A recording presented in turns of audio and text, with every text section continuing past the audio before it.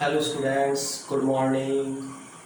Today we study about rancidity of food.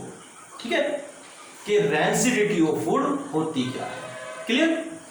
तो simple सी bookish language लिखने से पहले सिंपल सी लैंग्वेज में स्टडी करते हैं, ठीक है, कि rancidity होती क्या है। आपने नॉर्मल देखा होगा, जैसे आप मार्केट से वेजिटेबल्स लेकर आते हैं, फ्रूट्स लेकर आते हैं, उन्हें यदि विदाउट फ्रिज रख दिया जाए, ठीक है, तो वो कुछ समय बाद आफ्टर सम टाइम क्या हो जाते हैं, स्पॉइल हो जाते हैं, खराब हो जाते हैं, उनमें से स्मेल आने लगती है, ठीक है, एक अजीब टाइप की, ठीक है, क्लियर? तो इस टाइप से फूड का जो सड़ना है, फूड या आपकी वेजिटेबल्स का जो सड़ना है, स्पॉइल होना है, उसी को सिंपल लैंग्वेज में बोल देते हैं हम रैंसिडिटी। रैंसिडिटी का मतलब है फूड्स का सड़ना, ठीक है, कहलाती है आपकी रैंसिडिटी, ठीक है। तो सिंपल लैंग्वेज में क्या कह सकते हैं कि किसी भी फूड या ऐसे कह दीजिए किसी भी वेजिटेबल या किसी भी फ्रूट का, ठीक है, जो सड़ना है वो कहलाता है आपका रैंसिडिटी ऑफ फूड, ठीक है। अब इसके डेफिनेशन देखते हैं, clear? The phenomena of the oxidation of unsaturated fat और oil resulting in unpleasant smell and taste is called rancidity and spoilage food is called rancid, ठीक है। यानी कि इसने क्या कहा कि भाई ऑक्सीडेशन की ऐसी फिनोमिना, ठीक है, और ऑक्सीडेशन किसका, अनसैचुरेटेड फैट और ऑयल, ठीक है। तो जब किसी फूड के अंदर प्रेजेंट अनसैचुरेटेड फैट और ऑयल, किसका, अनसैचुरेटेड फैट और ऑयल का क्या होता है, ऑक्सीडेशन होता है, ठीक है। तो उस ऑक्सीडेशन से हमें क्या मिलता है, अनप्लेजेंट स्मेल मिलती है हमें और टेस्ट मिलता है, एक अजीब सा टेस्ट, यानी कि अनप्लेजेंट टेस्ट मिलता है, ठीक है। तो इस फिनोमिना को बोलते हैं हम रैंसिडिटी, ठीक है। और जो फूड हमारा खराब हो चुका है, स्पॉइल हो चुका है, उस स्पॉइलेज फूड को बोलते हैं हम रैंसिड, क्लियर, ठीक है। तो कहने का पर्पस क्या हुआ कि भाई रैंसिडिटी, अगर आपसे कोई पूछे भाई फूड सड़ते क्यों हैं, स्पॉइल क्यों होते हैं, या उनमें रैंसिडिटी क्यों होते हैं, तो आप कह सकते हैं यहां से कि जो फूड में प्रेजेंट हमारे अनसैचुरेटेड फैट और ऑयल होते हैं, उनका क्या हो जाता है, ऑक्सीडेशन हो जाता है, इसलिए वो सड़ जाते हैं। फिर वो आपसे पूछ सकता है कि भाई ऑक्सीडेशन कैसे होता है, तो आप उन्हें कहना क्या कि एयर में प्रेजेंट जो ऑक्सीजन है, और एयर आप सब जानते हैं हमारे आसपास रहती है, एयर में प्रेजेंट जो ऑक्सीजन है उसके कारण, ठीक है, फूड का ऑक्सीडेशन हो जाता है, ठीक है। अब जो ऑक्सीडेशन है, ऑक्सीडेशन होता क्यों है, उसके लिए दो रीजन है, ठीक है। एक तो आपने एक चीज नोटिस की होगी कि कोई भी जो फूड है आपका, वो विंटर के कंपैरिजन में समर में ज्यादा स्पॉइल होता है, ठीक है, क्लियर। तो जो ऑक्सीडेशन है उसके लिए दो कंडीशन है, ठीक है।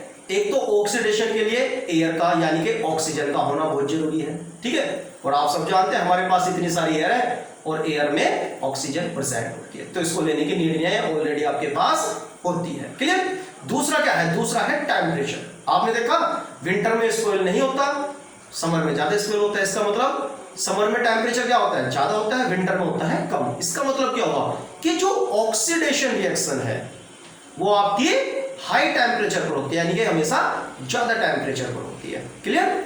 तो दो कंडीशन होती है, एक तो आपकी ऑक्सीजन रेस्पॉन्सिबल है रैंसिडिटी के लिए, दूसरा क्या है, हाई टेम्परेचर, ठीक है।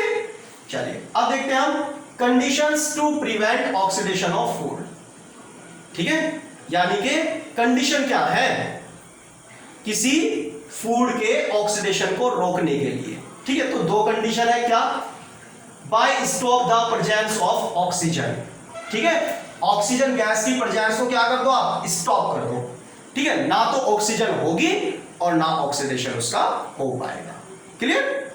सेकंड क्या है, बाय लोअरिंग टेम्परेचर, टेम्परेचर को डाउन कर दीजिए, ठीक है, तो भी ऑक्सीडेशन आपका रुक जाएगा, क्योंकि ऑक्सीडेशन किस पर होता है, हाई टेम्परेचर पर। आपने टेम्परेचर क्या कर दिया, डाउन कर दिया, ठीक है, क्लियर, तो आपका ऑक्सीडेशन भी रुक गया, क्लियर। नॉर्मल आपने देखा होगा आपके सबके घरों में फ्रीज है सबके घरों में फ्रीज, तो फ्रीज में रखने से सामान खराब नहीं होता, स्पॉइल नहीं होता, क्या कारण है, फ्रिज क्या काम करता है, फ्रिज केवल एक काम करता है, फ्रिज टेम्परेचर को डाउन करता है। फ्रिज जो है वो टेम्परेचर को डाउन करता है, ठीक है।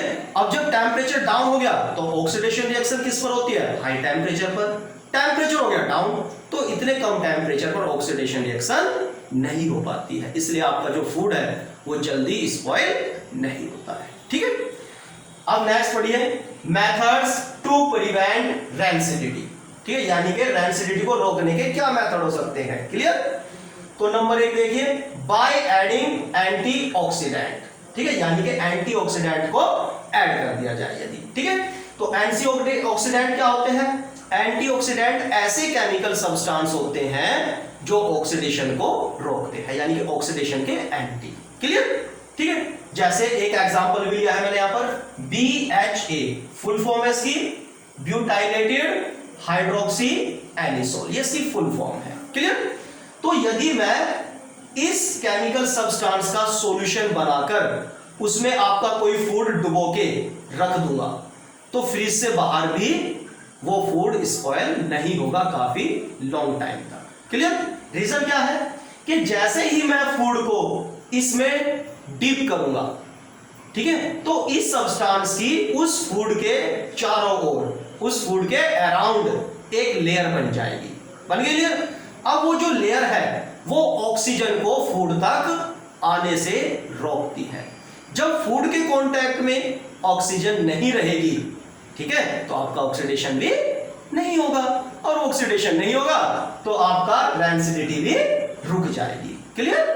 चलिए next by refrigerating of food stuff, ये तो आप सब जानते हैं, आप अपने घरों में करते हैं, किसी भी फूड स्टफ को रेफ्रिजरेटर, ठीक है, किसी भी फूड को रेफ्रिजरेटर में रख दीजिए, आप फ्रिज में रख दीजिए, तो क्या होता है आपका फूड जो है वो स्पॉइल नहीं होता है। रीजन आप जानते हैं, फ्रिज क्या काम करता है? सेकंड वाला पॉइंट, फ्रिज टेम्परेचर को डाउन कर देगा। जैसे ही टेम्परेचर डाउन हुआ तुरंत आपका ऑक्सीडेशन रिएक्शन रुक जाएगी, ऑक्सीडेशन रिएक्शन रुक गई तो आपका फूड भी स्पॉइल होने से रुक जाएगा, ठीक है।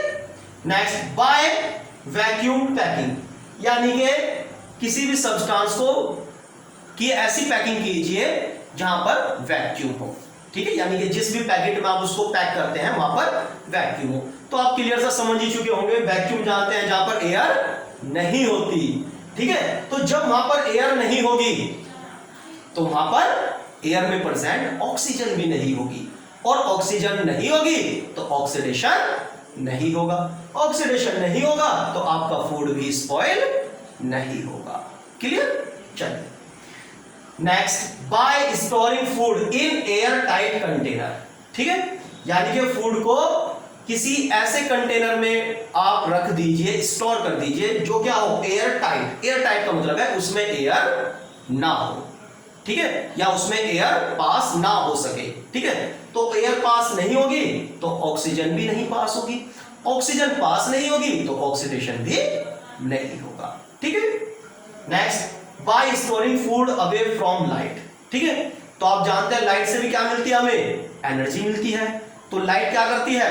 टेम्परेचर इंक्रीज करने का काम करती है, ठीक है। और टेम्परेचर इंक्रीज होगा तो आप जानते हैं ऑक्सीडेशन रिएक्शन ज्यादा होगी, ठीक है। ऑक्सीडेशन रिएक्शन ज्यादा होगी तो फूड जो है आपका ज्यादा स्पॉइल होगा। इसलिए आपने खाने वाले पैकेट्स पर भी लिखा होगा, देखा होगा ये वाली लाइन, ठीक है, अवे फ्रॉम सनलाइट, कैसे सनलाइट से दूर रखिए, अदरवाइज इसका क्या हो जाएगा इजिली ऑक्सीडेशन और ये स्पॉइल हो जाएगा, ठीक है।